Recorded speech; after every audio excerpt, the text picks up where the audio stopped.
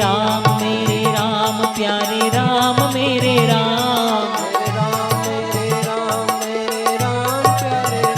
हरि ओम हरि ओम हरि ओम हरि ओम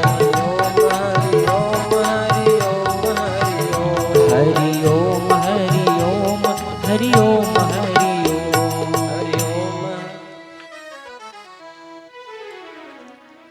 दीप ज्योति परब्रह्मा दीप ज्योति जनार्दन दीपो हरतु मे पापम दीप ज्योति नमोस्तुते।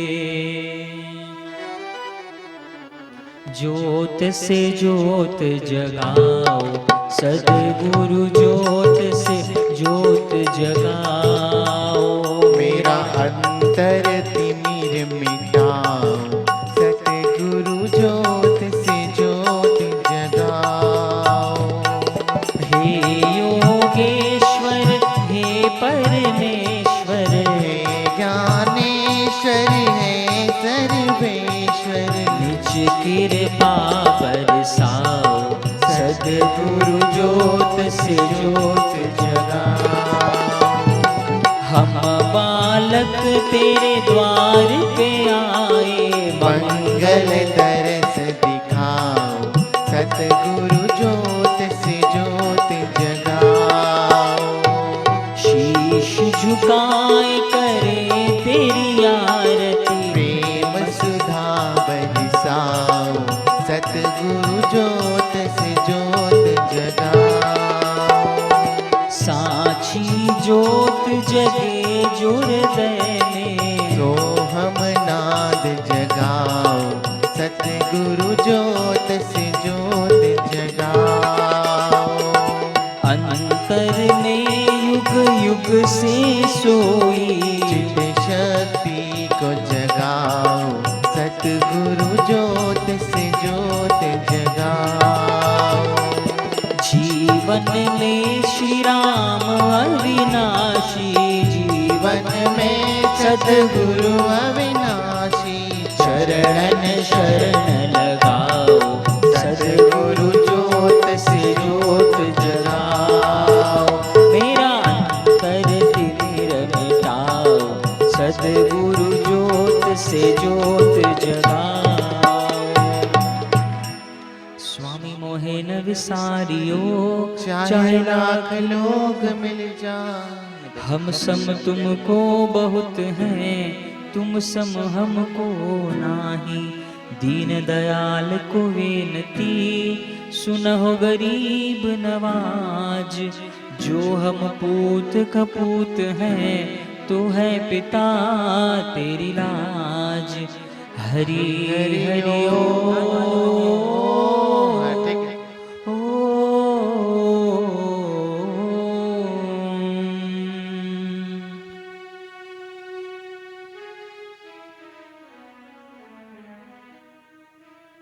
हरि हरि ओम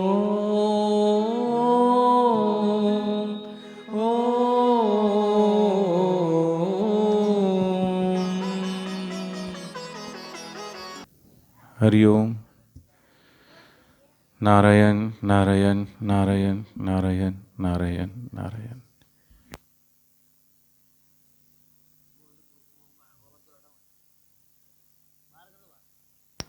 गर्मी में क्यों धुआं कर रहे हो? खूब गहरा श्वास लें, हरि ओम का गुंजन करेंगे। हरि ओम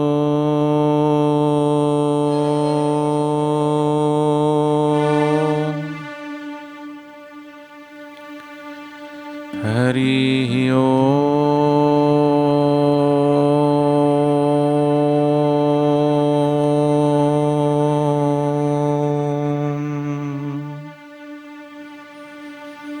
हरि ओम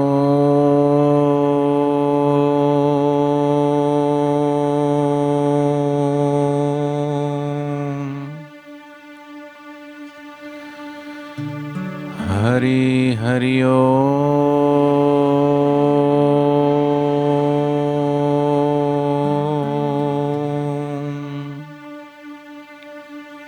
जहाँ तिलक लगाते वहाँ पर ध्यान करते हुए बोलेंगे। भगवान गणेश का ध्यान करेंगे। ओम गम गणपते नमः। ॐ गं गणपते नमः। कंठ में माँ सरस्वती का ध्यान। ओम ऐं श्री सरस्वते नमः।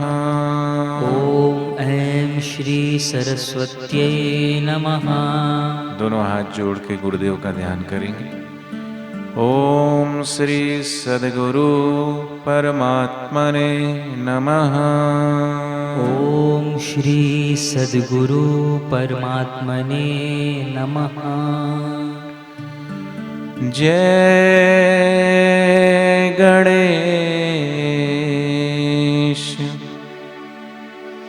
गणनाथ दयानिधे,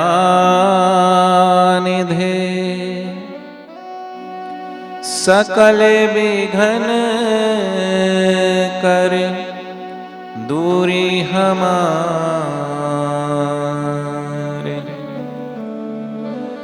मम बंदन स्वीकारी करो प्रभु, चरण शरण हम आए तिहारे। गुरुर्ब्रह्मा गुरुर्विष्णु गुरुर्देवो महेश्वरः,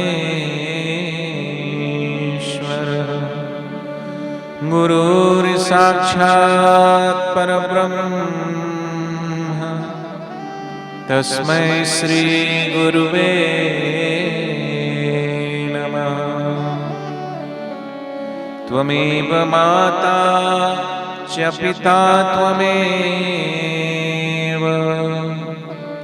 त्वमेव बन्धो च सखा त्वमेव, त्वमेव विद्या च द्रविणं त्वमेव, त्वमेव सर्वं मम देव देव।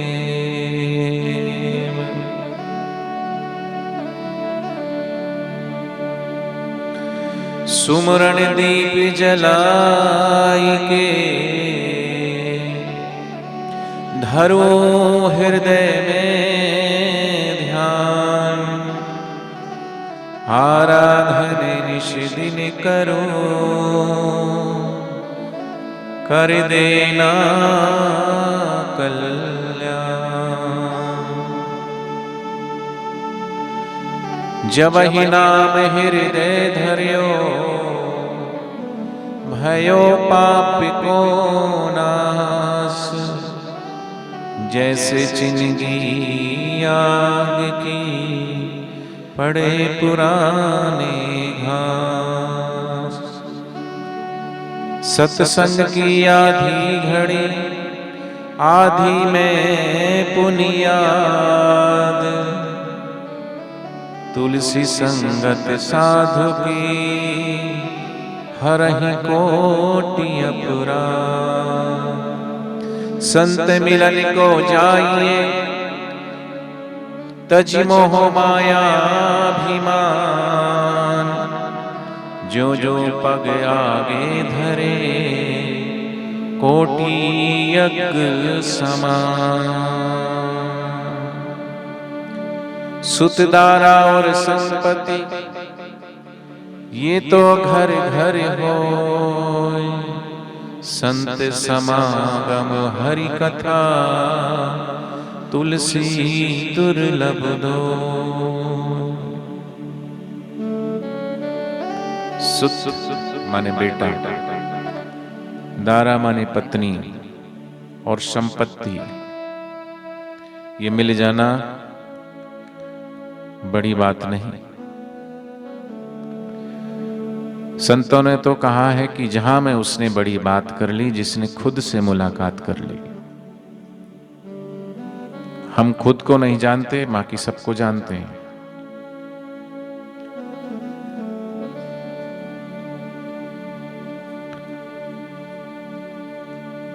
औरों को हम पहचानते हैं लेकिन खुद को नहीं पहचानते। इसलिए संतों ने कहा,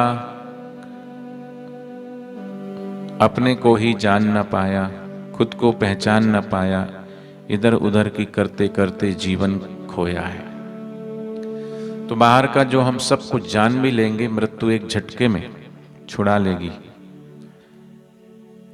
सुत भी, दारा भी और संपत्ति भी, नाम भी, पद भी, जमीन जायदाद पड़ा रहेगा माल खजाना, छोड़ त्रिया सुत जाना है, कर सत्संग अभी से प्यारे, नहीं तो फिर पछताना है। खिला पिला के देह बढ़ाई, वह भी अगन में जलाना है, कर सत्संग अभी से प्यारे, नहीं तो फिर पछताना है। जो शरीर मिला है ये प्रकृति और पांच भूत का है। मृत्यु के बाद ये शरीर पांच भूतों में मिलेगा।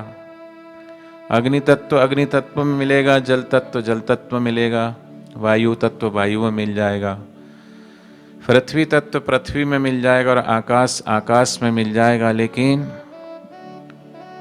जो इसके भीतर चैतन्य आत्मा है फिर से दूसरा शरीर धारण करेगा, और जरूरी नहीं कि वो फिर मनुष्य जीवन ही धारण करेगा। वो जैसी प्रकृति उसके मन की और स्वभाव के अनुरूप जैसे संस्कार पड़े हैं, ऐसी ही उसकी आगे की यात्रा होगी। अब हम एक ऐसे राह पर खड़े हैं कि एक तरफ मुक्ति का मार्ग है और दूसरी तरफ फिर से 84 योनियों की लंबी कतार है। अब हमारे हाथ में है कि हम मुक्ति के मार्ग पर चलते हैं कि जन्मने और मरने वालों की राह पर चलते हैं। बताइए कौन सी राह पकड़ेंगे? मुक्ति का मार्ग पकड़ेंगे कि फिर से जन्मने और मरने वाला मार्ग पकड़ेंगे? बोलो। मुक्ति का मार्ग, क्योंकि मनुष्य जीवन सिर्फ और सिर्फ अपने आप को जानना और मुक्ति, अर्थात किससे मुक्ति? शरीर से मुक्ति, दुखों से मुक्ति। सबसे बड़ा दुख क्या है? सबसे बड़ा दुख है बार बार जन्मना और बार बार मरना। और जन्मेंगे तो जन्मने का दुख होगा, फिर शरीर में जो व्याधियां आती है वो भी हमको सहना ही पड़ता है, फिर मृत्यु आती है, मृत्यु का भी दुख होता है, क्योंकि ये संसार ही दुखालय है। बच्चे पढ़ने जाते कहाँ जाते? विद्यालय में। आओ बोलो, कहाँ जाते हो? जोर से बोलो, कहाँ जाते हो? अच्छा, विद्यालय में विद्या मिलती है और औषधालय में क्या मिलती है? औषधि मिलती है। और पुस्तकालय में क्या मिलती है? बोलो। पुस्तकालय में पुस्तक मिलती है। और ऐसे ही ये संसार है दुखालय। यहाँ क्या मिलता है? हैं? दुख मिलता है यहाँ। तो हम क्या चाहते हैं यहाँ? देखो, छोटे छोटे बच्चों को भी ज्ञान है यहाँ पे। मिलता दुख है, लेकिन चाहते क्या है? तो कितनी देर का सुख चाहते हैं? थोड़ी देर का, 1 घंटे का, 2 घंटे का, 1 दिन का, 1 महीने का, 1 साल का, 25 साल का, 50 साल का, 100 साल का, या फिर हमेशा हमेशा का?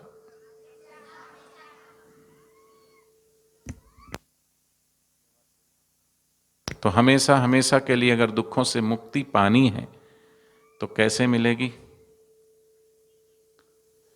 कैसे मिलेगी? पैसे कमा के? पढ़ लिख करके? हैं? पढ़ लिख के दुखों से मुक्ति हो जाएगी? हो जाएगी? ऐसा सोचते हो तुम, पर ऐसा है नहीं। पढ़ने लिखने से अगर दुखों से मुक्ति हो जाएगी तो पढ़े लिखे दुखी नहीं होते? पढ़े लिखे लोगों को दुखी देखा कि नहीं? बोलो। पैसे वालों को दुखी देखा है कि नहीं? बड़े बड़े नेताओं को दुखी देखा है कि नहीं? बड़े बड़े विधायक और सरपंचों को भी दुखी देखा है कि नहीं? हाँ। तो सुख क्या है? बोले सुखी सुखी हम सब कहें, सुखमय जानत नाही। सुख स्वरूप आत्म अमर, जो जाने ही सुख पाई। हमारा जो आत्मा है वो सुख स्वरूप है, और जब तक हम उसको जानेंगे नहीं तब तक दुखों से मुक्ति होगी नहीं। तो इसलिए कहा दुख में सुमरण सब करे, सुख में करे न कोई। जो सुख में सुमरण करे तो दुख काहे का होए।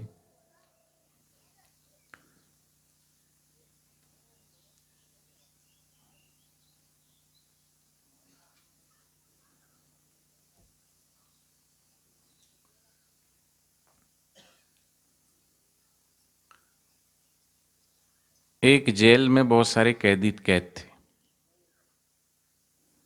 वहाँ पे एक सेठ आए और वहाँ बहुत सारी वैरायटी बनाई। मालपुआ बनाया, हलवा बनाया, पूड़ी बनाई, सब्जी बनाई, रायता बनाया, दही भल्ले, गोलगप्पे। जीभ में पानी आ रहा है। बहुत सारी वैरायटी बनाई, भंडारा हुआ, सबको खिलाया और सेठ जी वहाँ से चले गए। तो कैदी खुश होंगे? होंगे थोड़ा, चलो भंडारा हो गया। फिर थोड़े दिन बाद फिर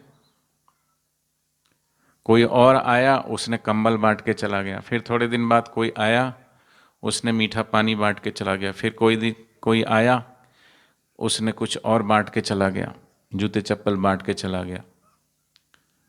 लेकिन एक दिन एक संत आए, उन्होंने कहा देखो मेरे पास पैसे तो है नहीं मैं भंडारा करूं, ना तो मैं भंडारा करूंगा, ना मीठा पानी पिलाऊंगा, और ना ही मैं एक चीज़ वस्तु बांटूंगा, लेकिन मेरे पास एक कुंजी है, चाबी है, वो चाबी तुम ले लो और जेल से हमेशा हमेशा के लिए छूट के चले जाओ।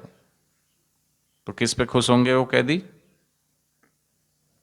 जिसने मुक्ति की चाबी दी। ऐसे ही ब्रह्मज्ञानी सद्गुरु हैं, वो हमें मुक्ति की चाबी देना चाहते हैं। और मुक्ति की चाबी कहाँ मिलती है? सत्संग से। बिन सत्संग विवेक ना होई, और सत्संग भी मिलता है भगवान की कृपा से। सत्संग में पापी व्यक्ति तो आ ही नहीं सकता। सत्संग में पुण्यात्मा, जिसके जीवन में थोड़े बहुत पुण्य होंगे, वही सत्संग में आ सकता है। क्योंकि गोस्वामी जी ने लिखा है, तुलसी पूर्व के पाप से हरि चर्चा ना सुहाए, जैसे ज्वर के बेग से भूख विदा हो जाए। देखो आप सब हरिद्वार गए हो कभी? नहीं गए? तो लोग हरिद्वार में आते हैं, अभी कुंभ चल रहा है हरिद्वार में। कुंभ स्नान के लिए कोई 1000 किलोमीटर से जाता है, कोई 2000 किलोमीटर दूर से जाता है, कोई 2500 किलोमीटर दूर से भी जाता है। और कितनी भी सर्दी क्यों ना हो, वो जाके हर की पौड़ी पे गंगे मात की जय करके और उसमें गोता लगाता है। आप यहाँ पे नर्मदा में ही स्नान कर लेते हो, इसलिए गंगा हरिद्वार नहीं जाते हैं ना। नर्मदा है ना, नर्मदा माँ, तो नर्मदा माँ का स्नान हो जाता है, इसलिए आप गंगा माँ को भूल जाते हैं। हरिद्वार नर्मदा माँ है तो उसमें स्नान होता है। तो जो हरिद्वार में 1000, 2000, 2500 किलोमीटर दूर से आया है, वो तो ठंड हो कि चाहे कुछ भी हो, वो तो एक गोता मार ही लेता है, एक डुबकी लगा ही लेता है।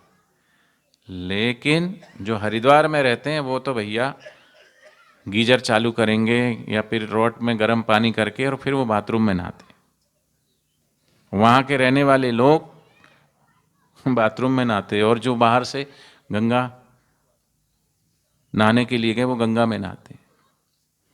इसी प्रकार लोग दूर दूर से आ जाते हैं, उनके पास पुण्याई है तभी, लेकिन जो पास में रहते हैं वो सत्संग में नहीं पहुंच पाते।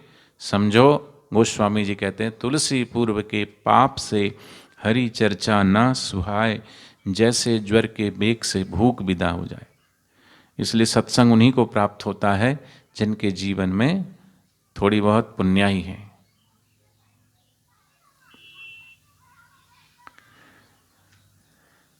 इसलिए महापुरुष कहते हैं, वे नूर भले जिस नूर में पिया की प्यास नहीं। और बिन खेती के बाढ़ किस काम की?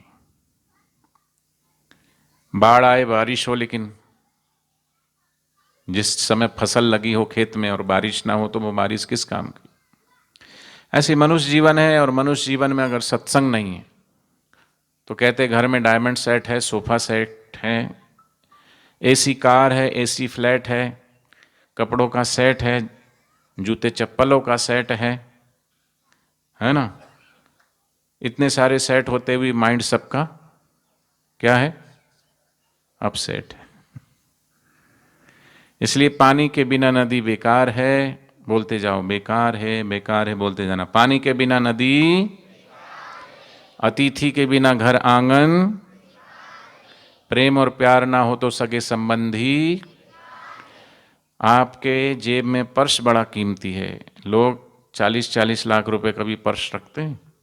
ऐसी भी महिला है इस देश में, 40 लाख रुपए का पर्स, सुबह उठेंगे तो 1 लाख रुपए की एक प्याली चाय, ऐसे भी पीते हैं लोग हैं।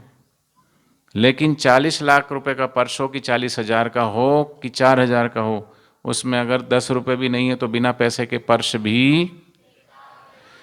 उसी प्रकार मनुष्य जीवन में सब कुछ है, लेकिन सत्संग नहीं है और जीवन में सद्गुरु नहीं है तो मनुष्य जीवन भी। लेकिन आप सबका जीवन बेकार, क्योंकि आप सत्संग में आए हैं, और जो सत्संग में आया है उसके ऊपर भगवान की कृपा है। कृपा ना होती तो आप ना पहुंचते। इसलिए कहा है कि ईश कृपा बिन गुरु नहीं, गुरु बिना नहीं ज्ञान, ज्ञान बिना आत्मा नहीं, गावहि वेद पुराण। सत्संग की आधी घड़ी, आधी में पुनियाद, तुलसी संगत साधु की हरहि कोटि अपराध। इसलिए सत्संग की महिमा है और संत दर्शन की महिमा है। संत दर्शन की महिमा कबीरदास जी कहते हैं, क्या कहते हैं कि कबीरा दर्शन साधु के साहिब आवे याद। कबीरा दर्शन साधु के साहिब आवे याद, लेखे में वही घड़ी बाकी के दिन बाद। लेखे में वही घड़ी, जो घड़ी सत्संग में बीती, जो घड़ी सेवा और सत्कर्म में बीती, वो घड़ी अपनी है और बाकी सब कोई लिखने में आएगा नहीं। वो टाइम ऐसे ही चला जाता गपशप में। अभी कई गांव में बैठ कर के कोई गपशप लगा रहे होंगे, कहीं टीवी के आगे बैठे होंगे, कहीं कुछ कर रहे होंगे, तो समय ऐसे ही बेकार जाता है। लेकिन जो सत्संग में आ जाता है तो सत्संग में कोई ना कोई एक शब्द भी अगर सत्संग में सुन लेता है, एक शब्द भी, जीवन में वो बड़ा कभी ना कभी काम आता है। एक डाकू था, तो वो मर रहा था। उसने कहा अपने बेटे को, मैं तुझे एक सीख देके जा रहा हूं। डाकू का बेटा डाकू, अब वकील का बेटा वकील बनता है, कई बार डॉक्टर का बेटा डॉक्टर बनता है, डाकू का बेटा डाकू। तो उसने कहा बेटे तुझे जीवन की एक सीख दे के जा रहा हूं, अगर तूने ये गांठ बांध ली तो कभी तू फंसेगा नहीं। उल्टी सीख ही दे रहा था। अब डाकू सीधी सीख तो देगा नहीं। क्या सीख दी कि बोले तुझे अगर चोरी करते हो कभी पकड़ाना नहीं, फंसना नहीं है, तो कभी सत्संग में मत जाना। जयराम जी की बोलो, जयराम जी की। कभी सत्संग में नहीं जाना, कभी किसी संत के पास मत जाना, और कभी किसी देवालय मंदिर में मत जाना। तो बोले ठीक है। पिताजी तो मर गए, लेकिन एक दिन चोरी करते करते वो भाग रहा था, पीछे उसके सिपाही थे, तो भागते भागते उसको छुपने के लिए कोई जगह नहीं मिली, तो उसने देखा एक मंदिर है और वहाँ सत्संग चल रहा है। तो उसको तुरंत अपने पिताजी की बात याद आई कि पिताजी ने सत्संग में जाने से मना किया और ये मंदिर में भी जाने से मना किया, लेकिन अब बचने का कोई उपाय नहीं है। तो बोले कोई बात नहीं, मैं मंदिर में जा तो रहा हूँ लेकिन सुनूंगा कुछ नहीं। कान में उंगली डाल ली और छुप गया। लेकिन वो छुप रहा था, नीचे कांटे पड़े थे, वहाँ पैर में कांटा चुभ गया। तो एक कान में से उंगली निकाली कांटा निकालने के लिए, और वो कांटा निकाल के फेंका, फिर कान में उंगली डाल ली। तो जब उसने कान में से उंगली निकाल के कांटा फेंकने के लिए उंगली निकाली, उतनी देर में एक वचन सुना सत्संग का कि स्वर्ग में रहने वाली आत्माओं की परछाई नहीं हुआ करती। फिर कान में उंगली डाल ली, सिर्फ इतना ही सुना था। तो फिर उस दिन तो वो बच गया। फिर एक दिन फिर ऐसे भाग रहा था तो सिपाहियों ने पकड़ लिया, लेकिन कुछ प्रूफ नहीं था। राजा के सामने उसको प्रस्तुत किया गया, लेकिन सबूत के अभाव में उसको छोड़ना तो पड़ रहा था। लेकिन मंत्री ने इसको राजा को कुछ सलाह दी कि देखो आज भले प्रूफ नहीं, लेकिन इसको सजा तो मिलनी चाहिए। राजा बोले क्या करें? मंत्री ने कहा ऐसा करते हैं, इसको थोड़ा बेहोशी की दवा पिला के, और राजा साहब वो आपका जो वन है, फूलों का बगीचा है, सुंदर घाटी है, वहाँ इसको ले जाके लेटा देते हैं। जब इसको होश आएगा, आँख खोलेगा, पूछेगा मैं कहाँ हूँ, तो एक दासी इधर और एक दासी इधर सजा दजा के बिठा दो, चंवर डुलाते रहेगी। ये पूछेगा कि मैं कहाँ हूँ, दासियाँ बोलेंगी कि तुम स्वर्ग में हो। फिर उससे पूछा जाए कि तूने पृथ्वी लोक पे क्या क्या किया है। तो ऐसी व्यवस्था की गई। उसको कुछ थोड़ा सा बेहोशी की दवा पिला दी और लेके गए वहाँ। जब बेहोश हो गया तो सुंदर घाटी पे लेटा दिया, बगीचे की सुंदर घाटी में, फूलों की घाटी में। होश आया तो बोले मैं कहाँ हूँ? अप्सराओं ने उन्होंने कहा, दासियों ने, तुम स्वर्ग में हो। बोले तुम कौन हो? बोले हम स्वर्ग की अप्सराएं। अच्छा। तो दासियों ने कहा बताओ मृत्यु लोक में क्या क्या करके आए हो? डरने की कोई बात नहीं, अब तो मृत्यु लोक से तुम्हारी मृत्यु हो ही गई, अब यहाँ क्या है बताओ। वो बता नहीं जा रहा था, उसको तुरंत दिखा कि धूप आ रही है हल्की हल्की और उसकी छाया पड़ रही दोनों की और उसकी भी। तो उसको तुरंत सत्संग के वचन याद आए कि मैंने ऐसा सुना है सत्संग में उस दिन कि स्वर्ग में रहने वाली आत्माओं की परछाई नहीं हुआ करती, तो यहाँ छाया, ये परछाई कैसे पड़ रही? इसका मतलब ये स्वर्ग नहीं है। तो उन्होंने दासियों को गला पकड़ा, बोले सच बताओ तुम कौन हो और ये मैं कहाँ हूँ? तो उन्होंने सच सच बता दिया, ये राजा का बगीचा है, उद्यान है, और तुम स्वर्ग में नहीं हो। तुम्हारे से अंदर से तुम्हारी सच्चाई निकलवाने के लिए राजा ने ऐसी व्यवस्था की थी। ओहो, वो तो तुरंत उठा और उसको सत्संग के वचन याद आए और उसने सोचा कि मैंने गलती से, मेरे पिता ने तो मुझे कहा था सत्संग में मत जाना, सत्संग के एक वचन भी मत सुनना, कभी देवालय में मत जाना, कभी तीर्थों में मत जाना, और मैं गलती से एक बार वो भी अनजाने में गया और गलती से एक वचन मैंने सत्संग के सुन लिए और उस एक वचन से आज मैं बहुत बड़े संकट से बच गया। तो मैंने अनजाने में एक वचन सत्संग का सुना और मैं इतनी बड़ी मुसीबत से बच गया। तो जो सचमुच में श्रद्धा और प्रेम और विश्वास से सत्संग सुनते हैं उनको कितना पुण्य और कितना लाभ होता होगा। जयराम जी की बोलना पड़ेगा। और इस अति प्यारे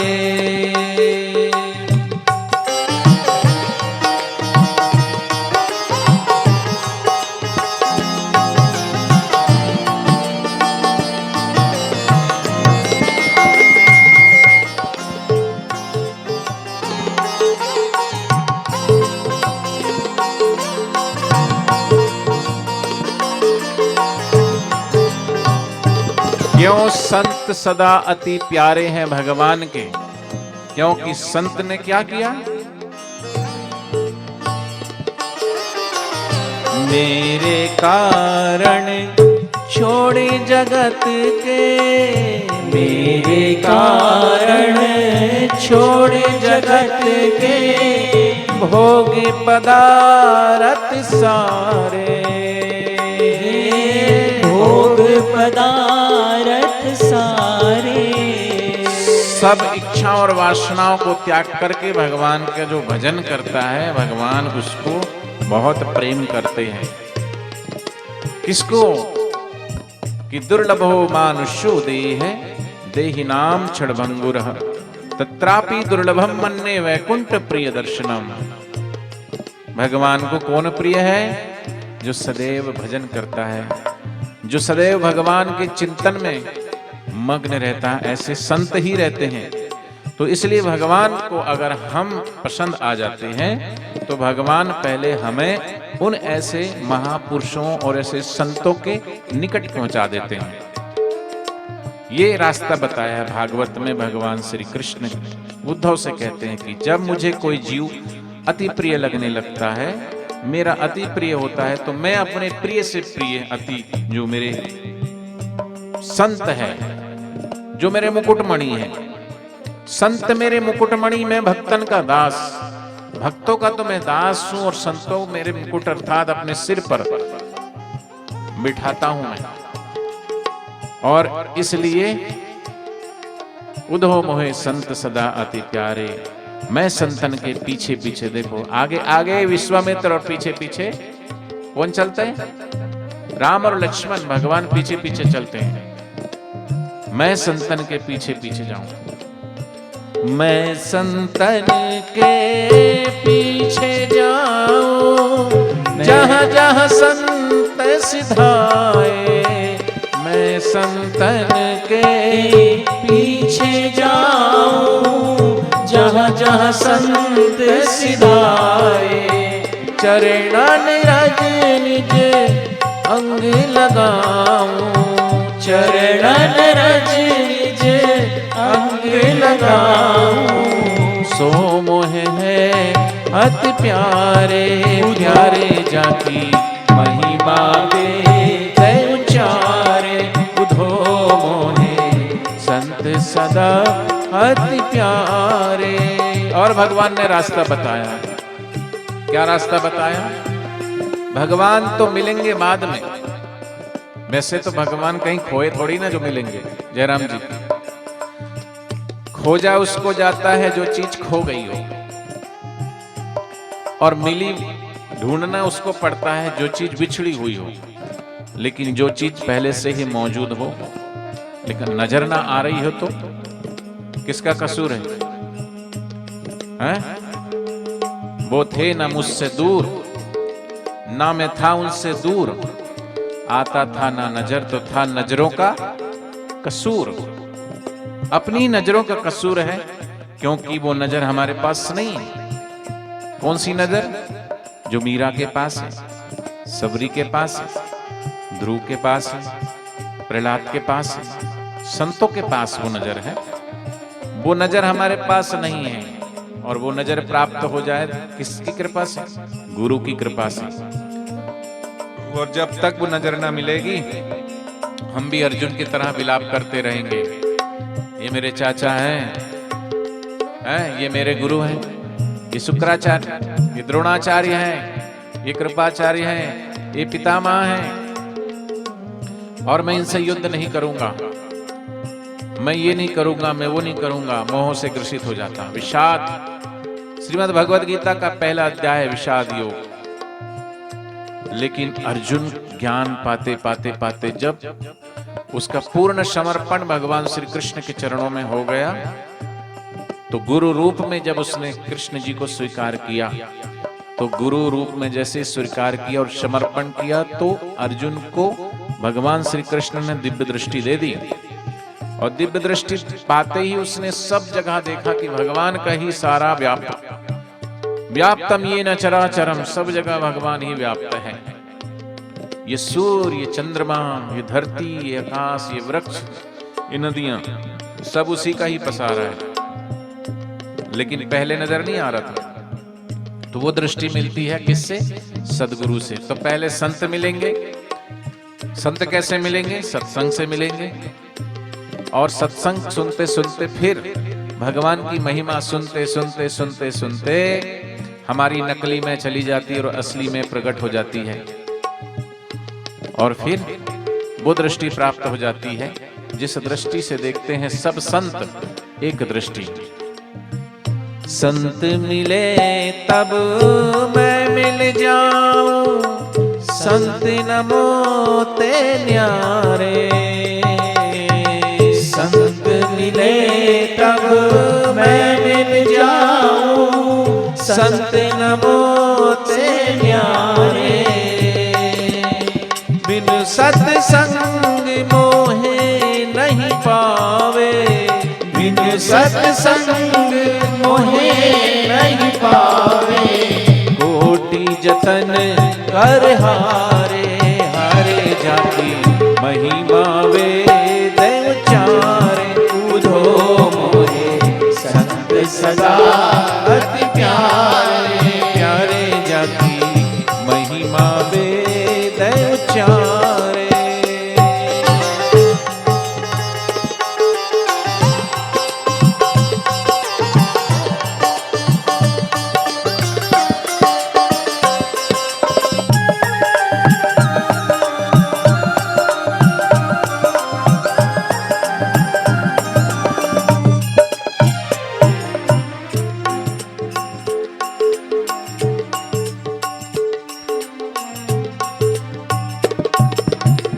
जो संतन के सेवक जग में, सो मम सेवक भारे। देखो, जो संतों की सेवा करते हैं वो भगवान की ही सेवा करते हैं। भगवान हमारी सेवा किस रूप में लेते हैं कि वो सदगुरु के रूप में ही आते हैं हमारे बीच में। देखो, अभी सूरज उदय हुआ है, अब मैं बोलूं सूरज को निहारो लगातार, आंख चकाचौंध हो जाएगी। सूरज के प्रकाश को हम लगातार नहीं निहार सकते। ऐसी परमात्मा जो सूर्यों का सूर्य है, परम प्रकाश दिव्यमान है, उस परमात्मा को हमारी आंखें ये जो है देख नहीं पाती है। इसलिए जैसे सूर्य के रात को सूर्यास्त हो जाता है और वही सूर्य की किरणें चंद्रमा पे पड़ती है तो चांद हमको शीतलता देने वाला दिखता है। चांद का अपना प्रकाश नहीं है, वो सूर्य का प्रकाश टकरा के ही हम तक पहुंचता है। ऐसे जो ज्ञान सदगुरु का है वो सदगुरु का नहीं, वो भगवान का ही है। या यूं कहो कि भगवान ही सदगुरु के रूप में हमारे पास आकर के और हमें अपनी भाषा में जैसी हमारी योग्यता है, इस योग के अनुसार कैसे हम समझ सकते, कौन सी भाषा में समझ सकते हैं, तो वो समझाते हैं हमको और समझाते समझाते, और फिर हम उनकी सेवा करते हैं। किसकी सेवा कर रहे हैं हम? गुरु के चरणों में हमने प्रणाम किया, वो प्रणाम भगवान तक पहुंच रहा। गुरु के चरणों में हमने पुष्प अर्पित किया, वो भगवान को ही अर्पण हो रहा। क्योंकि गुरुर्ब्रह्मा गुरुर्विष्णु गुरुर्देवो महेश्वरा, गुरु साक्षात परब्रह्म तस्मै श्री गुरुवे नमः। गुरु ही ब्रह्मा है, गुरु ही विष्णु है, गुरु ही महेश है।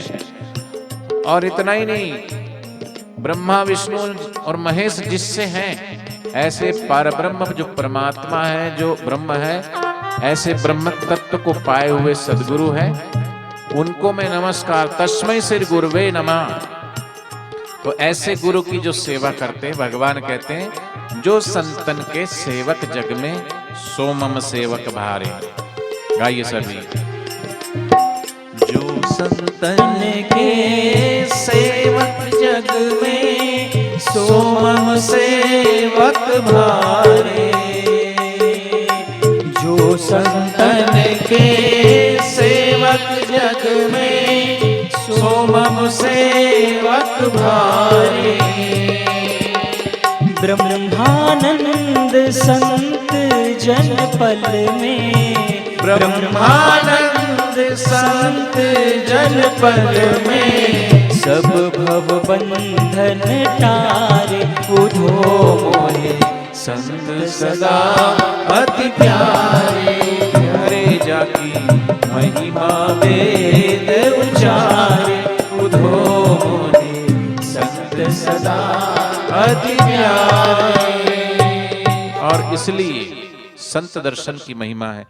ठीक है, अभी थोड़ी देर सत्संग शुरू हो गया है तो कोई भी बीच से उठ के नहीं जाना। जो सत्संग के बीच में उठ करके भागते हैं उनको बड़ा पाप लगता है। और सीधे होके बैठना बच्चे है। रोज रोज थोड़ी सत्संग मिलता है। थोड़ी देर अगर आप बैठ जाओगे, आपको तो रोज ऐसा नहीं कहा जाता कि भाई आप 2-2.5 घंटा गिरी गुफाओं में जाओ और आप वर्षों तक समाधि में बैठो, शरीर को स्थिर कर दो, आंख बंद कर दो। लेकिन थोड़ा समय तो आप तपस्या कर सकते हो कि नहीं? बोलो बच्चे, कर सकते हो ना? क्या तपस्या है कि सत्संग में धूप, गर्मी, सर्दी, प्यास को अगर हम थोड़ा सहन कर लेते हैं, और तपस्या करने वाला है थोड़ी कि 2-2 मिनट में उठ के भागेगा, इधर जाएगा उधर जाएगा, पानी पिएगा, भोजन करेगा। नहीं, सत्संग चल रहा है तो सत्संग में शांत होके बैठें। संत दर्शन की महिमा है। कबीरदास जी कहते हैं, क्यों कहते हैं और क्यों संत दर्शन करना चाहिए, कि दर्शन कीजिए साधु का दिन में कई बार कीजिए। कई बार नहीं कर सके दिन में कर एक बार। एक बार नहीं कर सके दिन में तो एक दिन में कर, तो 2 दिन में एक बार करो। दूजे तीजे नहीं कर सके तो चौथे दिन कर जाए। चौथे 5वें नहीं कर सके तो 7वें दिन कर जाए। 7वें दिन नहीं कर सके तो बोले पाक कर लो, 15 दिन में एक बार जरूर कर लो। पाक नहीं कर सके तो मास अर्थात 1 महीने में एक बार तो करो। और कितने सारे यहाँ भक्त होंगे, हो सकता है इसमें से, जो हर महीने बापूजी के पूनम दर्शन के लिए जाते थे। कोई है इसमें पूनम व्रतधारी? उनको पता है कि पूनम व्रत करके आते थे और उनका पूरा महीना कैसे आनंद में गुजरता था वो कैसा वक्त मिलन का, रात का था नहीं पता, दिन का दिन भी ऐसे बीत जाते थे। इंतजार की घड़ियां कब खत्म हो जाती थी कि इधर पूनम भर के आए नहीं और दूसरे पूनम का टिकट करवा के बैठ जाते थे और दिन गिनते रहते थे। अब वहाँ जाना पूनम, वहाँ जाना पूनम, अब 10 दिन बचे हैं, 15 दिन बचे हैं, अब 5 दिन बचे, 4 दिन बचे, और पूर्णिमा को जाके गुरुदेव के दर्शन लाखों लाखों लोग करते थे। और क्यों, क्या होता है संत दर्शन से? मास मास कर सके, मास में एक बार भी करते, महीने में एक बार। तो कहा ना मैंने कि कबीरा दर्शन साधु के साहिब आवे याद। हमें संतों के दर्शन से परमात्मा की याद आती है। जब हम ब्रह्मज्ञानी सदगुरु के दर्शन करते हैं, सत्संग में जाते हैं, तो हम भूल जाते हैं थोड़ी देर अपनी नकली मैं को, कि मैं बढ़िया हूँ, मैं पटेल हूँ, मैं छगन भाई हूँ, मैं गुजर हूँ, मैं अहीर हूँ, मैं जाट हूँ, मैं बाणिया हूँ, मैं अग्रवाल हूँ, मैं गुप्ता हूँ, मैं पंडित हूँ।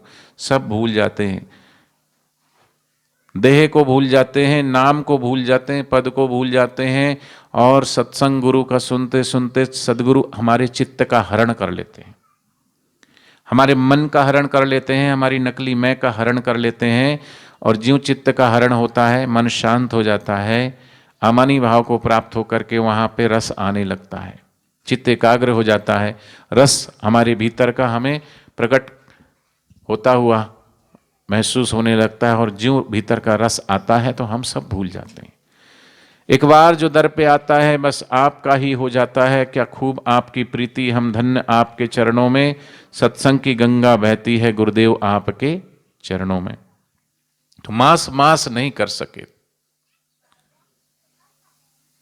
पाक पाक कहा पहले, 15 दिन का पखवाड़ा होता, पाक पाक नहीं कर सके, मास मास कर जाए,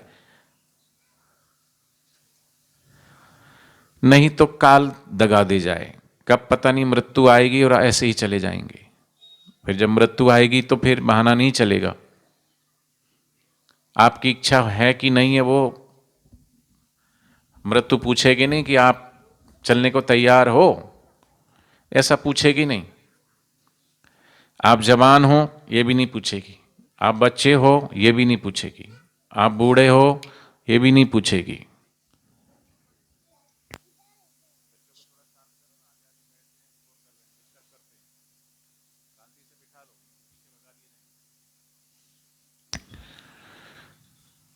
क्योंकि मृत्यु काल के हाथ में तीर कमान, ना देखे बूढ़ा और ना देखे जवान। इसलिए ज्यों ज्यों उम्र बीत जा रही है, बीती जाए रे उमरिया भजन बिना, बालापन खेलन में खोयो, कियो बड़ी नादानी, आई जवानी की मनमनी। बचपना है ना, वो बचपना मूढ़ता से भरा हुआ है, समझ नहीं है। और जवानी विकारों से भरी है, बुढ़ापा रोगों से भरा हुआ है। इसलिए सदगुरु कहते हैं कि एक दिन कान से हम बहरे हो जाएं, आंख से अंधे हो जाएं, पैर लड़खड़ाने लगे, जीभ लड़खड़ाने लगे, आंख की रोशनी चली जाए, उसके पहले हम भीतर की रोशनी पालें। और भीतर की रोशनी सत्संग से ही प्राप्त होती है। लेकिन इस कलयुग का प्रभाव है कि सत्संग में रुचि होती ही नहीं। मोबाइल में जितनी रुचि है उससे आधी भी अगर सत्संग में हो जाए तो, है ना।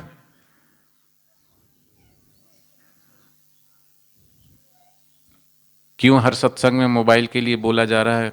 सभी सत्संग में कई सारे साधु महात्मा भी मोबाइल के लिए, क्योंकि आज सबसे बड़ी मुसीबत जो है ना बच्चों के और माँ बाप के प्रति जो संबंध है उनके बीच में, जो मोबाइल वही दरार पैदा करता है।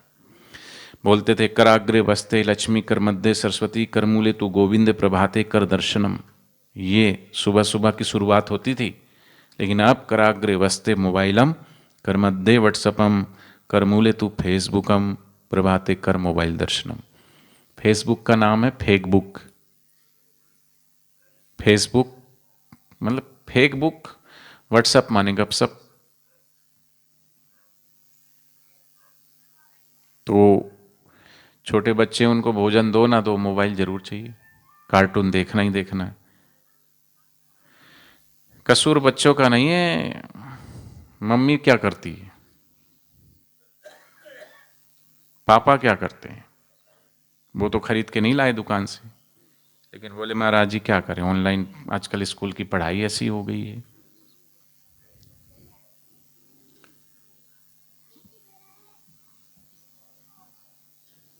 पढ़ाई ऐसी हो गई, ठीक है, तो लॉकडाउन की वजह से हो गई है, उपयोग करो, उपयोग के लिए कोई मनाही नहीं है, लेकिन दुरुपयोग मत करो। उपयोग की मनाही नहीं है, दुरुपयोग की मनाही है। उपयोग अगर किया तो जहर भी अमृत बन जाता है, और दुरुपयोग किया तो अमृत भी जहर बन जाता है।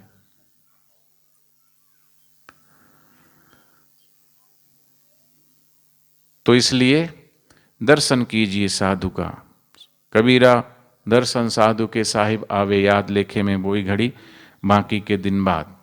तो सदगुरुदेव ने, बापूजी ने जो हमें ज्ञान दिया है, जो सत्संग दिया है, बच्चों के लिए बाल संस्कार, युवाओं के लिए युवा सेवा संघ, ये लाल टी शर्ट पहन के बैठे हैं ना, युवा सेवा संघ के बच्चे, सभी के लिए पूज्य बापूजी ने ऐसी प्याऊ खोली है, सबको सभी प्रकार का ज्ञान मिला है।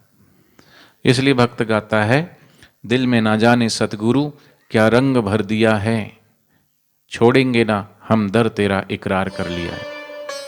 क्या कारण है कि इन 7-8 वर्ष होने वाले हैं और मीडिया ने खूब कुप्रचार किया बापूजी की छवि को खराब करने के लिए, बापूजी की छवि को धूमिल करने के लिए एड़ी चोटी का जोर लगाया। आखिर उनको बापूजी से दुश्मनी क्या है? बापूजी से दुश्मनी नहीं है, बापूजी के कार्यों से दुश्मनी है, जयराम जी की।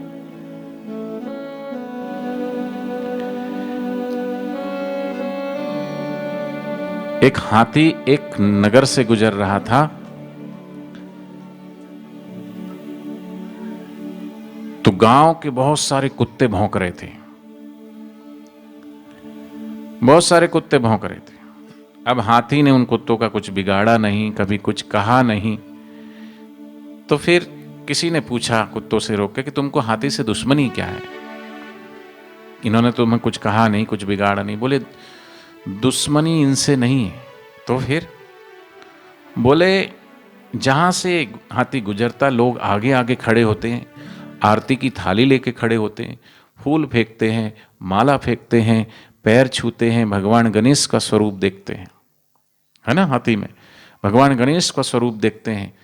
तो हमको हाथी से दिक्कत नहीं, दिक्कत इनसे कि इतने लोग इनको क्यों मानते हैं, लोग इतने क्यों पागल हैं, लोग इतने दीवाने क्यों हैं इनके पीछे। इसलिए लोगों को बापूजी से दिक्कत नहीं, बापूजी के पीछे दुनिया इतनी दीवानी क्यों है, ऐसा बापूजी की ऐसा क्या पिला दिया है गुरुदेव ने, और बापूजी ऐसा कि ये क्यों करवाते हैं, कि बच्चों को अच्छे संस्कार क्यों देते हैं। तो क्या दें फिर? कुसंस्कार दें? कुसंस्कार तो टीवी और मोबाइल दे ही रहे हैं। बुरी चीज का कोई प्रचार थोड़ी ना करता, बुराई तो कहीं ना कहीं से वो पैर पसार ही लेती, आ ही जाती है। तो महापुरुष तो अच्छी चीजों का प्रचार कर रहे हैं, बच्चों के लिए बाल संस्कार केंद्र खोल दिए, फिर ये मातृ पितृ पूजन दिवस शुरू करा दिए।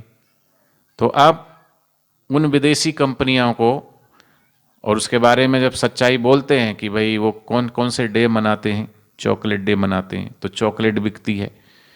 जो शहरों में बड़े बड़े कॉन्वेंट स्कूल में हैं, उसमें हजारों की संख्या में बच्चे पढ़ते, लाखों स्कूल है तो करोड़ों बच्चे हो गए। अब करोड़ों बच्चे चॉकलेट डे मनाएंगे तो कितनी करोड़ चॉकलेट बिकेगी, और एक चॉकलेट कोई 150 रुपये की, कोई 200 रुपये की, कोई 250 रुपये की विदेशी कंपनी की चॉकलेट, जो दांत भी खराब करती है और पेट भी खराब करती है। छोटे छोटे बच्चों के दांत देखो, पूरे दांत ही खराब हो जाते हैं। क्यों? चॉकलेट खाते हैं, पेट भी खराब, दांत भी खराब, पैसा भी खराब।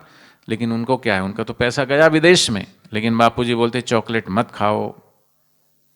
ठीक है, ये बाहर की चीज़ों का विरोध करते हैं, अच्छी चीज़ों का प्रचार करते हैं, बच्चों में अच्छे अच्छे संस्कार भरते हैं कि भाई ठीक है तुम माता पिता का पूजन करो। तो ये चीज़ें उनको बुरी लगती है। इसलिए बापूजी का विरोध है। और इसलिए, लेकिन बापूजी का विरोध कोई कितना भी करे, लेकिन बापूजी के जो देवी कार्य हैं, बापूजी के जो सेवा कार्य हैं, अच्छी चीज़ों को कोई दबा नहीं सकता, सूरज को कोई छुपा नहीं सकता, सच्चाई कभी छुप नहीं सकती बनावट के उसूलों से, और खुशबू कभी आ नहीं सकती निंदक तेरे कागजी फूलों से। क्योंकि ये सदगुरु का दर है, यहाँ मनमानी नहीं होती। निंदा करने वाले कितनी भी निंदा करे, सच्चे गुरु भक्तों को कोई परेशानी नहीं होती, क्योंकि सच्चे गुरु भक्त कहते अरे निंदकों, कुछ तो है बापूजी में, वरना बापूजी की दुनिया यूं ही दीवानी नहीं होती। और इसलिए मैं कहना चाहता हूं कि आसमान की शोभा शून्य से नहीं सितारों से होती है, देश की शोभा गद्दारों से नहीं बापूजी जैसे प्यारों से होती है। और ऐसे बापूजी की जरूरत रेत की जरूरत रेगिस्तान को है, सितारों की जरूरत आसमान को है, लेकिन मेरे बापूजी की जरूरत तो सारे हिंदुस्तान को है, सारे विश्व को है।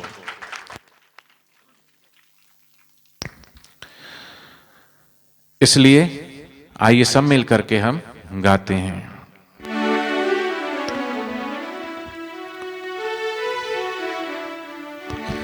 दिल में न जाने सतगुरु क्या रंग भर दिया है, हो छोड़ेंगे न हम दर तेरा, इकरार कर लिया है। दिल में न जाने सतगुरु क्या रंग भर दिया है, ओ छोड़ेंगे न हम दर तेरा, इकरार कर लिया है। छोड़ेंगे न हम दर तेरा, इकरार कर लिया है। ओ छोड़ेंगे न हम दर तेरा, इकरार कर लिया है। छोड़ेंगे न हम दर तेरा, इकरार कर लिया है। गुरु शरणम श्री गुरु शरणम, गुरु शरणम श्री गुरु शरणम, गुरु शरणम श्री गुरु शरणम, गुरु शरणम श्री गुरु शरणम, गुरु शरणम श्री गुरु शरणम, गुरु शरणम श्री गुरु शरणम, गुरु शरणम श्री गुरु शरणम, गुरु शरणम श्री गुरु शरणम। छोड़ेंगे न हम दर तेरा, इकरार कर लिया है। छोड़ेंगे न हम दर तेरा, इकरार कर लिया है।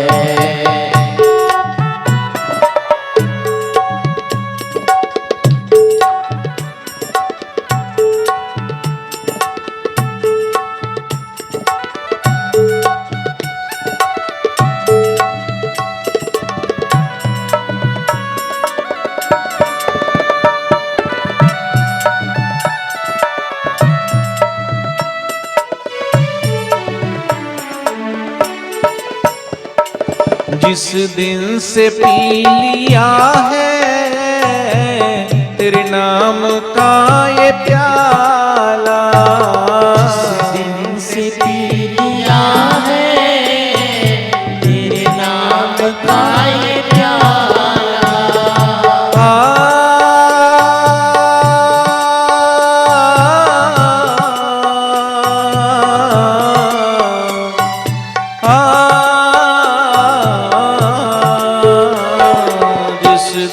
से पी लिया है तेरे नाम का ये प्याला, जिस दिन से पी लिया है तेरे नाम का ये प्याला। लोग पीते हैं, पी पी के गिरते हैं। कौन सी शराब? बोतल की शराब। जाम पर जाम पीने से क्या फायदा?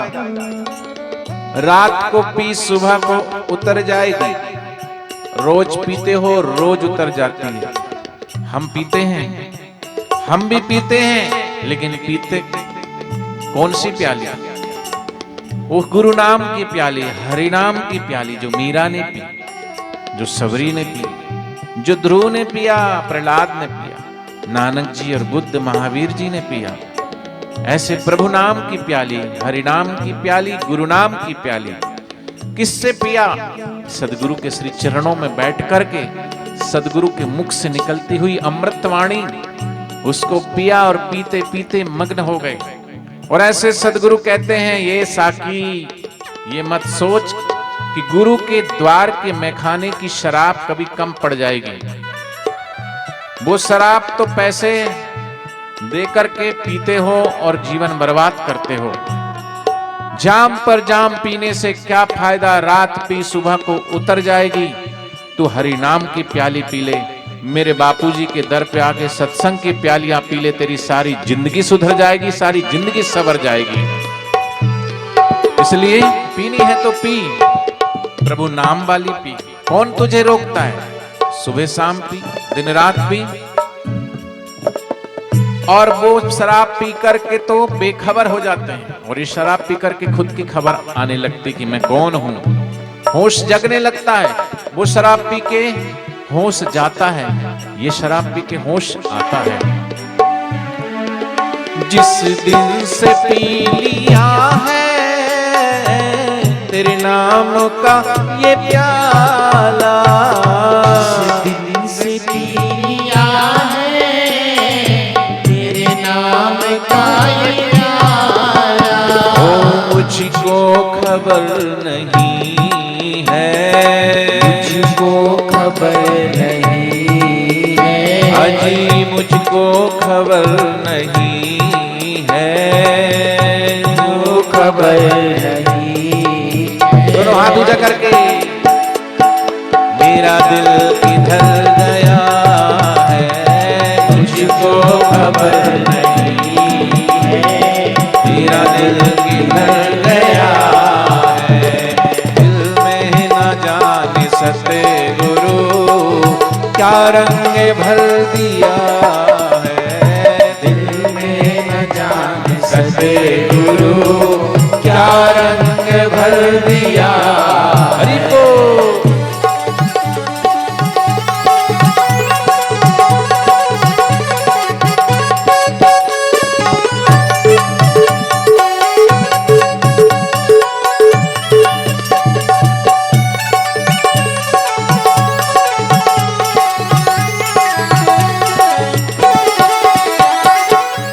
हाथ जिसका थामा, बंदा बना प्रभु का। तूने हाथ जिसका थामा, बंदा बना प्रभु का। मेरे सतगुरु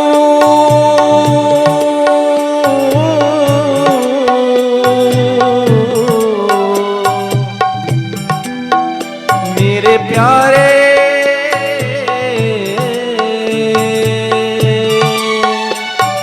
तूने हामा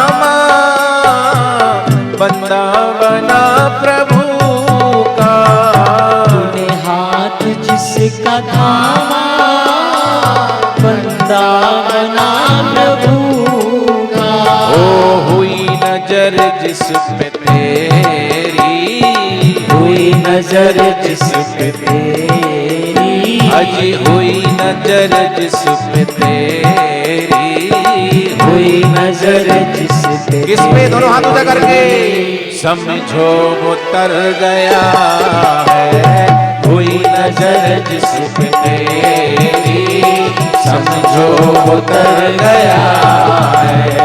दिल में न जाने सते गुरु क्या रंग भर दिया है, दिल में न जान सके गुरु क्या रंग भर दिया। हरि को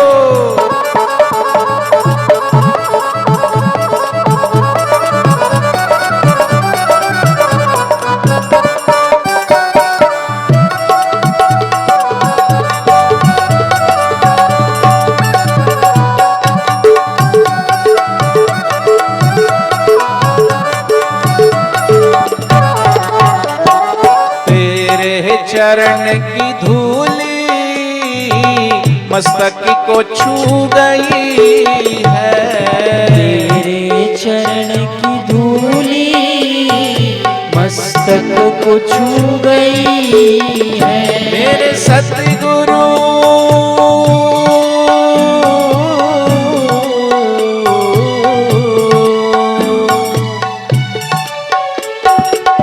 धूल तेरे चरणों की सतगुरु चंदन और अबीर बनी मस्तक पर है जिसने लगाई उसकी तो तकदीर बनी, उसकी तो तकदीर बनी। तेरे चरण की धूली मस्तक को छू गई है। तेरे चरण की धूली मस्तक को छू गई। फिर क्या हुआ? वो नजरें बदल गई है, नजरें बदल गई है। मेरी नजरें बदल गई है, नजरें बदल। और क्या हुआ? दोनों हाथ ऊंचा करके जीवन सवर गया है। मेरी नजरें बदल गई है, जीवन सवर गया है। छोड़ेंगे ना हम दर तेरा इकरार कर लिया है। छोड़ेंगे ना हम दर तेरा इकरार कर लिया। हरि बोल।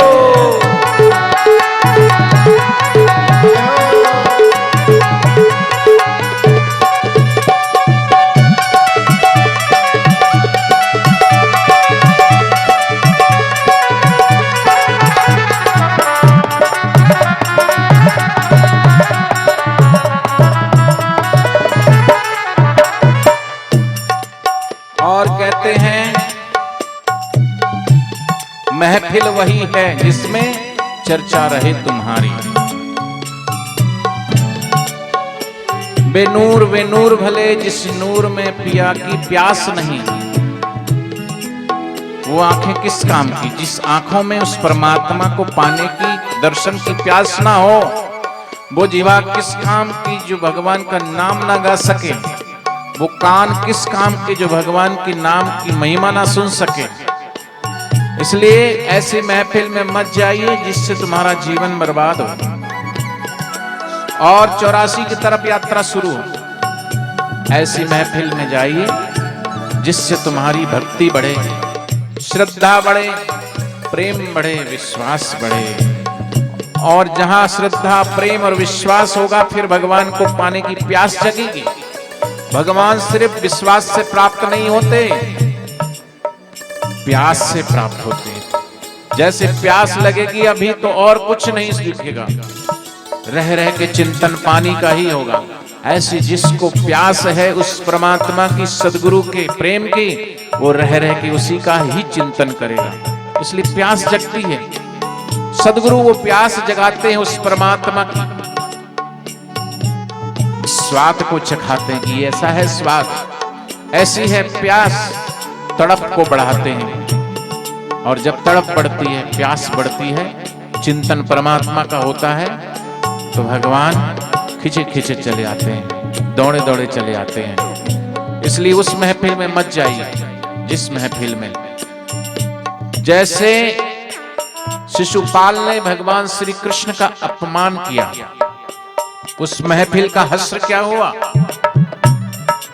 भगवान श्री कृष्ण तो सुनते रहे, भगवान की कोई निंदा करे, संतों की कोई निंदा करे, उनको कोई फर्क नहीं पड़ता, बल्कि निंदा करने वाला ही अपनी कब्र खोदता है। संत का निंदक मां हत्यारा, संत का निंदक परमेश्वर मारा।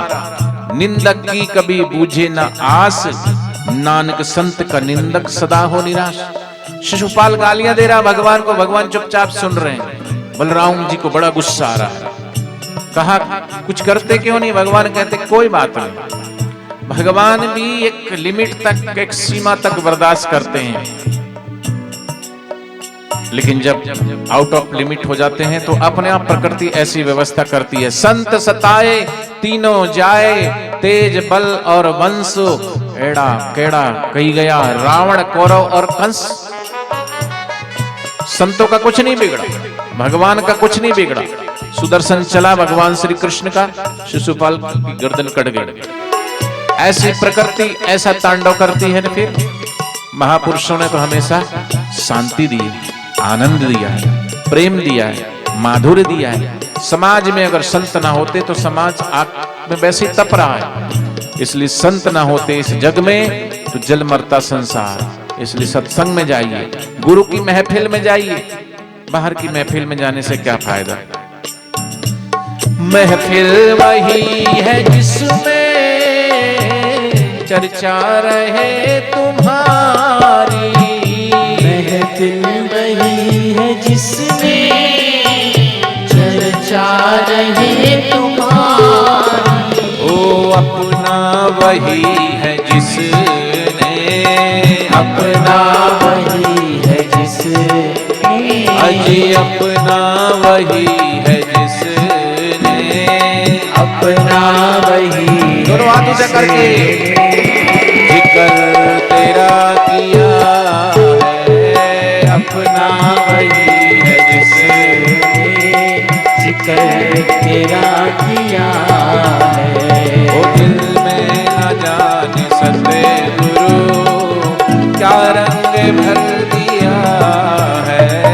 दिल में न जाने सतगुरु क्या रंग भर दिया।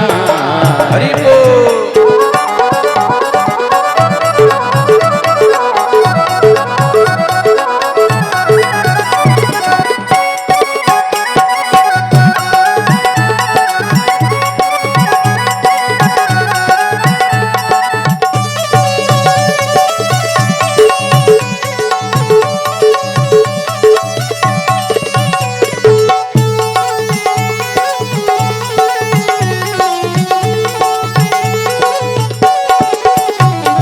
सजदा किसी के आगे अब तक किया नहीं था। सजदा किसी के आगे अब तक किया नहीं था। अज सजदा किसी के आगे अब तक किया नहीं था। सजदा किसी के आगे अब तक किया नहीं था। ओ सजदा जो अब किया है, सजदा जो अब किया है, मैंने सजदा जो अब किया है, सजदा जो अब किया। दोनों हाथ ऊंचा करके तो सिर ही रख दिया है। सजदा जो अब किया है तो सिर ही रख दिया है। दिल में न जाने सतगुरु क्या रंग भर दिया है। दिल में न जाने सतगुरु क्या रंग भर दिया है। श्री गुरु शरणम जय गुरु शरणम, श्री गुरु शरणम जय गुरु शरणम, गुरु शरणम जय गुरु शरणम, गुरु शरणम जय गुरु शरणम, श्री गुरु शरणम जय गुरु शरणम, जय गुरु शरणम जय गुरु शरणम, गुरु शरणम जय गुरु शरणम, गुरु शरणम जय गुरु शरणम, ओ गुरु शरणम जय गुरु शरणम, गुरु शरणम जय गुरु शरणम, गुरु शरणम जय गुरु शरणम, गुरु शरणम जय गुरु मेरे सतगुरु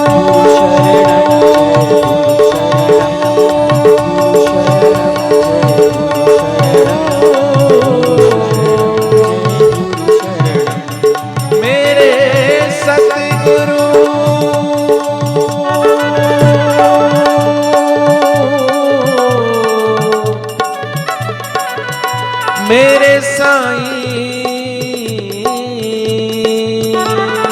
गुरु शरणम जय गुरु शरणम, गुरु शरणम सद्गुरु शरणम, गुरु शरणम जय गुरु शरणम, गुरु शरणम सद्गुरु शरणम, गुरु शरणम जय गुरु शरणम, गुरु शरणम सद्गुरु शरणम, गुरु शरणम जय गुरु शरणम, गुरु शरणम सद्गुरु शरणम। बोलो सद्गुरुदेव भगवान की जय। तो अब आंखें बंद करें। अच्छा लगा होगा आपको और अच्छा लगेगा। कमर सीधी, आज्ञा चक्र पर ध्यान और श्वास आ रही है, श्वास जा रही है, उसको महसूस करना है गहरी शांति में। बच्चे भी और बड़े भी सब शांत होके बैठ जाएं, जैसे भगवान की मूर्ति होती है वैसे। आंखें बंद करो बेटे सभी, अच्छे बच्चे की तरह, बहुत जोर से नहीं, आराम से। अगर बच्चे ध्यान करेंगे तो आपकी एकाग्रता बढ़ेगी। एकाग्रता बढ़ेगी तो आप परीक्षा में आपके अच्छे नंबर आएंगे, पढ़ा हुआ आपको याद होने लगेगा। एकाग्रता सभी सफलताओं की कुंजी है। एकाग्रता सभी तपस्याओं का फल है।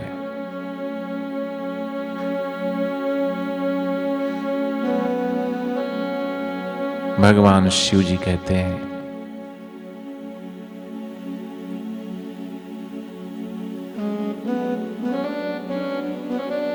तपेषु सर्वेषु एकाग्रता परम तपः। परम तप है चित्त की एकाग्रता। अच्छा डॉक्टर बनना है तो भी, अच्छा इंजीनियर बनना है तो भी, अच्छा वकील बनना है तो भी,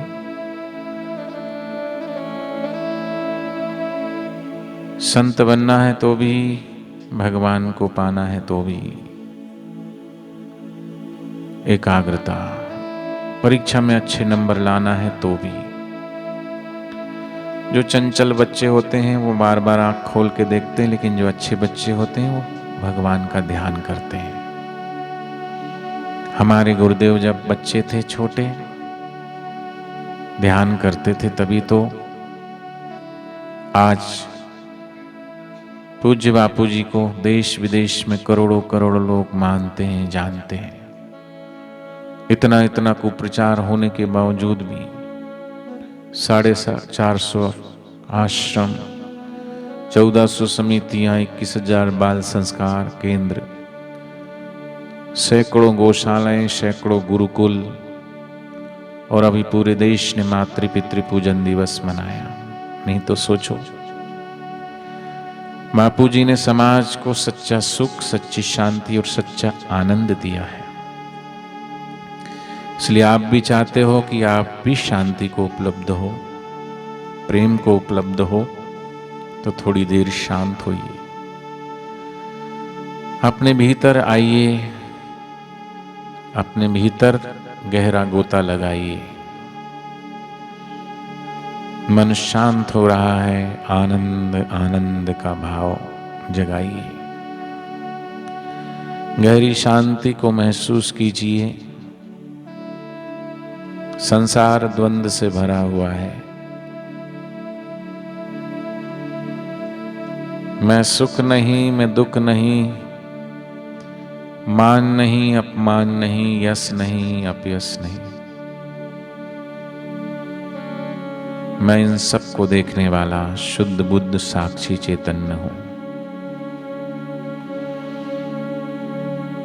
बापूजी बोलते हैं, जन्म भी बदलता है, मरण भी बदलता है, बचपन भी बदलता है, जवानी भी बदलती है, एक चैतन्य नहीं बदलता।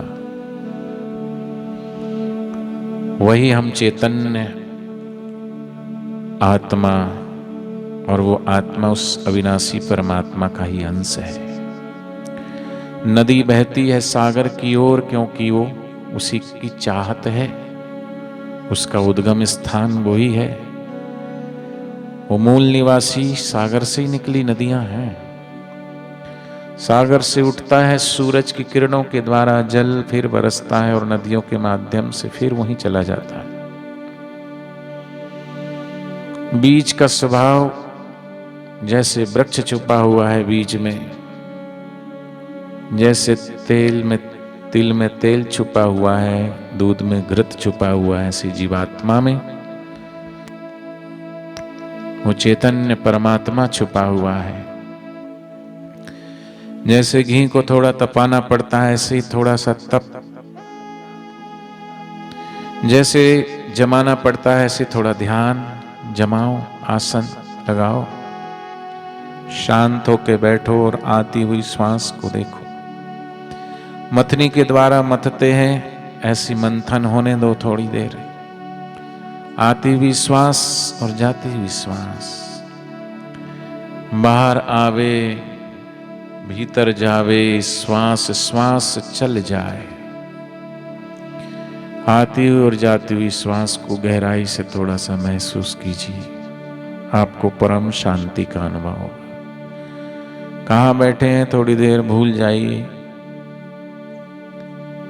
गहरी नींद में जैसे सब भूल जाते हैं, खो जाते हैं, लेकिन वो मूर्छा है, मृत्यु है नींद, ध्यान है जीवन।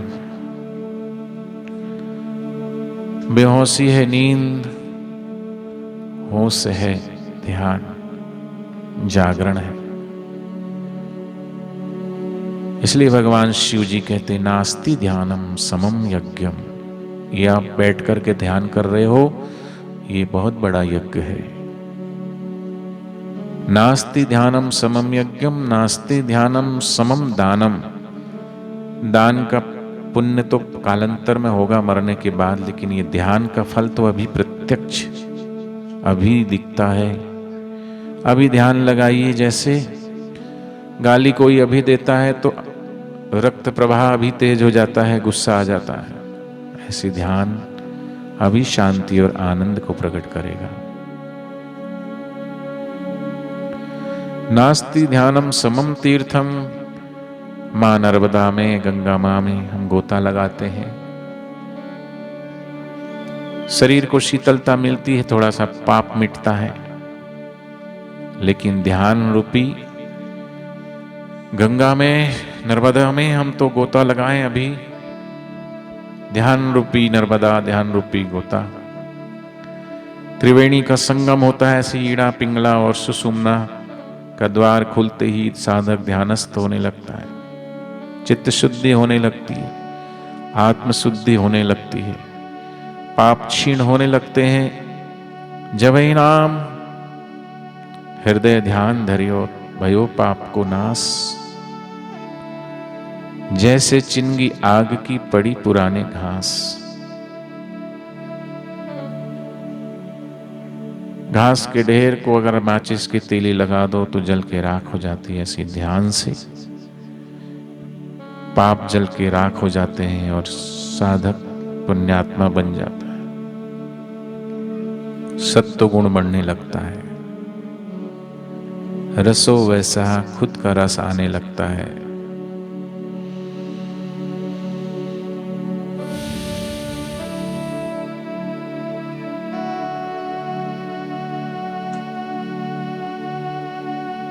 गहरी शांति, ओम शांति।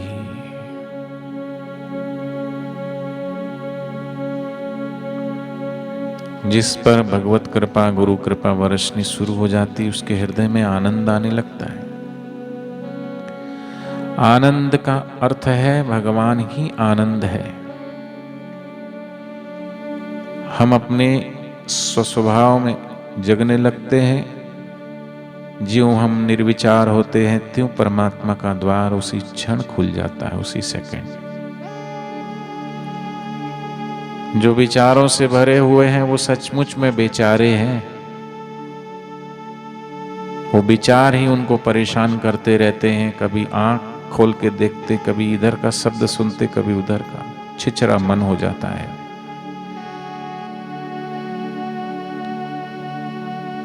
चंचल मन जैसे तरंगित होते रहती है जल की धारा, लेकिन शांत सरोवर में जैसे जल स्थिर, ऐसी चित्त स्थिर हो जाता है उस साधक का, और भीतर का रस झरने लगता है, भीतर का अमृत झरने लगता है। लेकिन ये रस बहिर्मुख व्यक्ति को नहीं मिलता।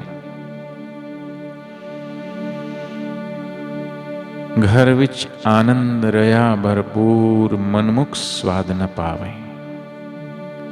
जो गुरुमुख हैं, जो अपने गुरु पर श्रद्धा रखते हैं, गुरु वचनों पे विश्वास रखते हैं, जिनको गुरु चरणों से प्रेम है, जिसको अपने गुरु वचनों से प्रेम है, ऐसे गुरुमुख साधक भाई बहन बच्चे उस ध्यान के द्वारा उस परम शांति को उपलब्ध होते हैं।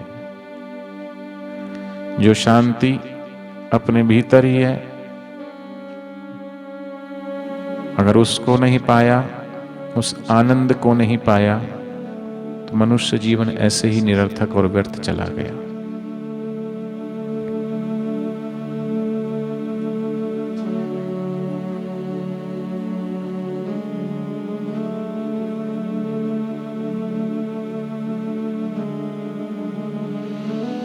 ओम ओम। अब दोनों हाथ रगड़ के अपनी आंखों पे लगाएं।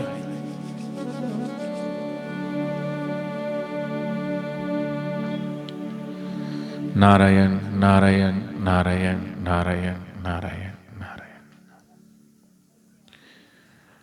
यूं तो गुरु कृपा के अनुभव सबको होते ही रहते हैं। भगवान प्रतिपल प्रतिक्षण अपने होने का एहसास कराता है, लेकिन हम उसके होने के एहसास को अनदेखा और इग्नोर कर देते हैं।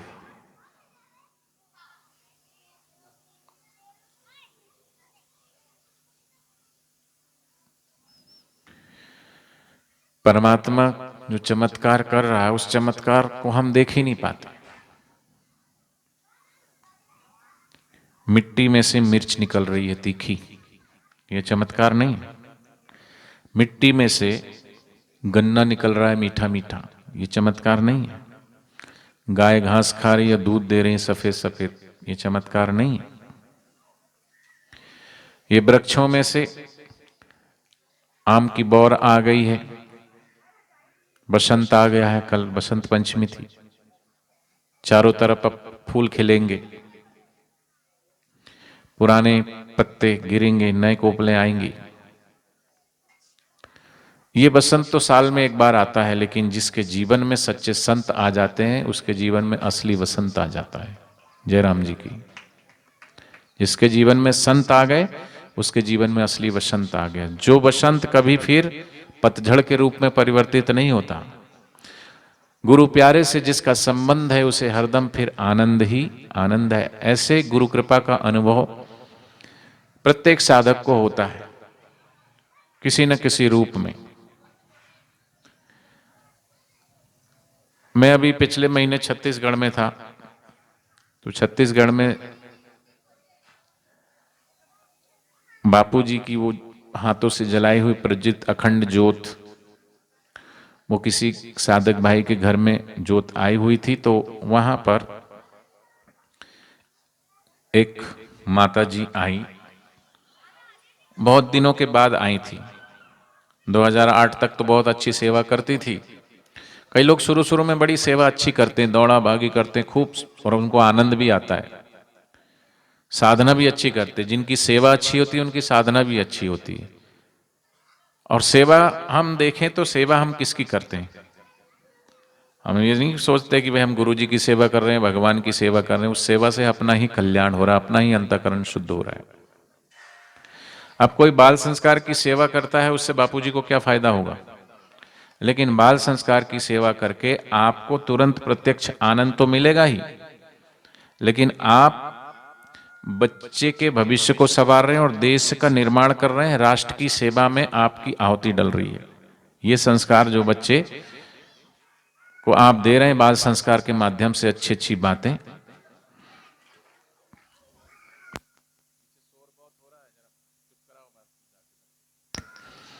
तो बाल संस्कार के माध्यम से, कोई ऋषि प्रसाद के माध्यम से, कोई लोक कल्याण सेतु के माध्यम से, कोई सत्संग के माध्यम से, कोई मातृ पितृ पूजन दिवस के माध्यम से, जो समाज में ये जो प्रेम, ये भाईचारा, ये सौहार्द जो बांट रहे हैं गुरुदेव का प्रसाद। निश दिन करे ज्ञान की चर्चा, है आनंद अपार। लोक और परलोक सुधारे, ये लोक भी सुधारता और परलोक भी सुधारता, ऐसा वो ज्ञान है। तो कईयों को शुरू में बड़ा आनंद आता, लेकिन कई बार क्या होता है, संग दोष के कारण इधर उधर की बातें सुन लेते हैं, इधर उधर का, फिर वो सत्संग में आना छोड़ देते हैं।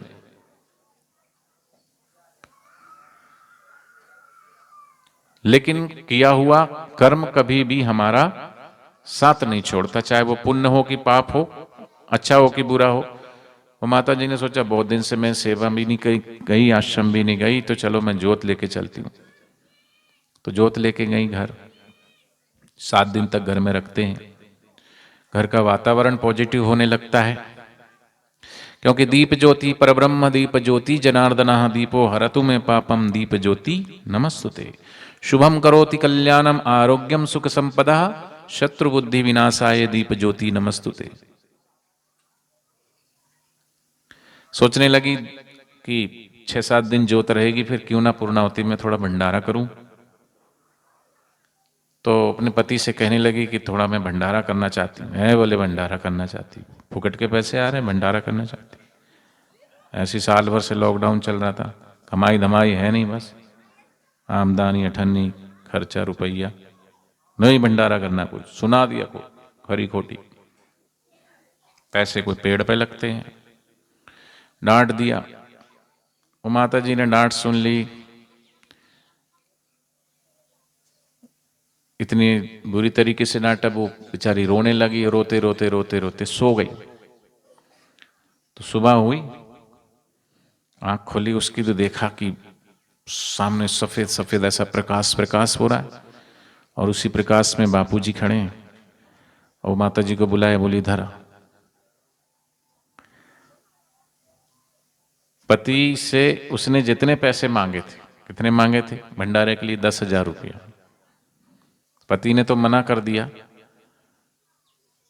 लेकिन गुरुदेव आए और 10,100 रुपया उसको पकड़ा के गए। ये प्रत्यक्ष घटना है, अभी पिछले महीने की, आपको नंबर दूंगा, आप जांच कर लेना। छत्तीसगढ़ में बिलासपुर है, सुना है नाम, बिलासपुर। फिर उसी बिलासपुर में और एक साधक परिवार आए थे, वो आए थे अंबिकापुर से। सत्संग पूरा हुआ, वो मिलने के लिए आए, तो उन्होंने अनुभव बताया कि अभी जो कोरोना काल गया, उस कोरोना काल में बोले मुझे भी कोरोना हो गया था। एक रात बापूजी स्वप्न में आए मेरे बेटी के, और उस सचमुच में बोले मेरी बहुत तबीयत खराब थी, और अंग्रेजी दवाई खा खा के मेरा शरीर भी इतना, मैं परेशान हो चुका था, और 15-20 दिन से मेरी बहुत बुरी हालत हो चुकी थी। शरीर इस तरीके से पूरा, मेरी बोले स्किन ऐसे लटक गई थी, और बहुत बुरी हालत थी। तो एक रात बापूजी बेटी के स्वप्न में, भी सपने हैं कि हकीकत है समझना, स्वप्न में आए और कहा कि तेरे पिता की तबीयत बहुत सीरियस है, और ये अंग्रेजी दवाई देना बंद करो। आपको पता जितने लोग कोरोना से मरे, वो कोरोना से नहीं मरे, वो दवाइयों से मरे। जयराम जी, डॉक्टर की गलत दवाइयों से मरे। जब एक तरफ कह रहे कि कोरोना की कोई दवाई है ही नहीं, तो तुम दवाई कौन सी खिला रहे हो? फिर डेंगू के बुखार मारने की दवाई खिला रहे हो, HIV जो होता है उसको, वो दवाई खिला रहे हैं। इतनी हीट करने वाली दवाइयाँ, इतनी गर्म दवाइयाँ, 650-700 mg की दवाइयाँ खाएं व्यक्ति, किडनी फेल हो जाए, लीवर फेल हो जाए, लेकिन उनको क्या है, बस एक बार आ जाए पकड़ में, गिरफ्त में, मुर्गा फंस जाए, बस भाजी मूली की तरह काटते हैं वो। तो बापूजी ने ऐसी प्रेरणा दी उस बच्ची को, स्वप्न में आकर के वो बेटी उठी गई, तो सचमुच में पिता बहुत 104+ बुखार था। तो बापूजी ने उसको कहा स्वप्न में कि तू ये अंग्रेजी दवाई बंद करके और डॉक्टर अतुल से संपर्क करो। हमारे आश्रम में एक नेचुरोपैथ होम्योपैथी की डॉक्टर हैं, लेकिन उसको पता नहीं था कि ये डॉक्टर, उसने नाम सुना भी नहीं था।